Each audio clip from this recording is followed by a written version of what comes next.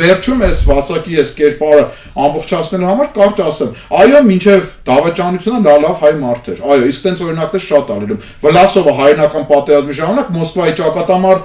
Մոսկվայի ճակատամարտի հերոսն էր, 41 թվականին, 42 թվականին դարձավ դավաճան եւ 46 թվականին Ստալինն իրեն կախեց Մոսկվայում։ Հիմա ինչ կանենք ասենք, որ Վլասովը Մոսկվայի ճակատամարտի հերոսն էր, ուրեմն լավ նվիրված գործիչ էր, ոչ, մարդը լավն է լինում, հետո դավաճանում է, Վասակսյունին լավն էր, Մաշտոցին օգնեց, Կորյունը իրեն գովում է, ասում է Կորյունը գովում է, հա Կորյունը գովում է, որտեղ Կորյունը իր աշխատանքը վերջացրել է մինչև Վասակի դավաճանությունը։ Այն որ վերջում ավարելից հետո պարսիկները Վասակի հետ հաշվի արդար տեսան, դա շատ տիպիկ էր եւ շատ սպասելի, եւ այստեղ իրոք ցույցատալի է գործչի ոչ թե իմաստությունը, այլ քաղաքական անհեռատեսություն։ Իմաստուն բան չկար։ Դու չէիր տեսնում, որ հայերը չեն ընդունելու, դու օդի մեջ կախված ես մնում։ Դու չէիր տեսնում, որ եթե նույնիսկ տեսականորեն հաղթեիր, դու պարսիկների խամաճիկն էիր լինելու։ Պարսիկները կարող այդ բանը նույնիսկ չվերականգնեն հայոց թակավորություն, ասեն գնա տենց ապրի։